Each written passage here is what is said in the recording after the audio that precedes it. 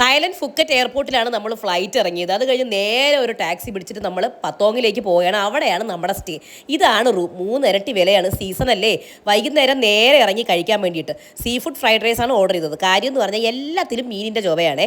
പിന്നെ എല്ലാ കടകളിലും ഈ ഇല കണ്ടില്ലേ, ഈ പച്ച ഇല, അത് വേറൊന്നുമല്ല, കനാബിസ് ഇവിടെ നിയമപരമാണ്, ലീഗലാണ്. അതുകൊണ്ട് എല്ലാ കടയിലും ഇത് കിട്ടും പല രൂപത്തിൽ. പിന്നെ നമ്മുടെ ആകെയുള്ള അഭയ കേന്ദ്രം എന്ന് പറയുന്നത് 7-Eleven ഷോപ്പാണ്. തായ്ലൻഡിൻ്റെ എല്ലാ മുക്കും മൂലയിലും ഈ ഷോപ്പ് ഉണ്ടാവും. നമുക്ക് ചൂടാക്കി കഴിക്കാം, കോഫി കുടിക്കാം, എല്ലാ സാധനങ്ങളും ഇവിടെ കിട്ടും. അങ്ങനെ ഈ ഷോപ്പിലും കയറി ഇറങ്ങി നമ്മൾ ട്രിപ്പ് ബുക്ക് ചെയ്തു. എങ്ങോട്ടേക്ക്? ഫിഫി ഐലൻഡിലേക്ക്. ഒരു പാക്കേജാണ്. പാക്കേജ് വഴിയാണ് എല്ലാ ആൾക്കാരും വരുന്നത്. കത്തിയാണ്, പല പല റേറ്റാണ്, മാക്സിമം ബാർഗെയിൻ ചെയ്തോളാം. ഫിഫി ഐലൻഡിൻ്റെ സൗന്ദര്യം വേറെ തന്നെയാണ്. ഇവിടെ എത്തി സൗന്ദര്യമൊക്കെ കണ്ടു നിൽക്കും മുന്നേ ഞാൻ ഷെബീസ് തമ്മിൽ വഴക്കായി. എന്താ കാരണം എന്നാലും ഷെബീസിന് ഞാൻ വലിയ ടവൽ എടുത്തില്ല, മറന്നുപോയി. കുഞ്ഞിൻ്റെ ചെറിയ ടവലേ ഉണ്ടായിരുന്നുള്ളൂ.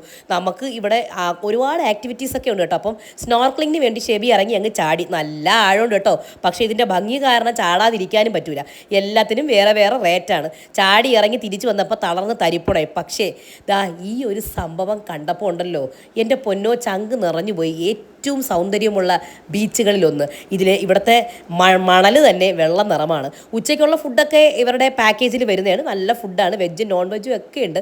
അതെല്ലാം കഴിച്ച് പല പല ഐലൻഡുകളിൽ പോയി. മങ്കി ഐലൻഡ്, ബാംബു ഐലൻഡ്, അങ്ങനെ പല പല ഐലൻഡുകളാണ്. അതിനകത്ത് ഒരു ഐലൻഡിൽ ഇരുന്ന് എൻ്റെ കുഞ്ഞു മണ്ണ് വാരി കളിക്കുകയും ചെയ്തു. ഇവിടെയൊക്കെ നമുക്ക് ഇറങ്ങി കുളിക്കുകയൊക്കെ ചെയ്യാം. പക്ഷേ പാക്കേജ് ആയതുകൊണ്ട് തന്നെ എല്ലാത്തിനും ഒരു ടൈം ലിമിറ്റ് ഉണ്ട് കേട്ടോ. അത് മാത്രമേ എനിക്ക് വിഷമമായിട്ട് തോന്നിയുള്ളൂ.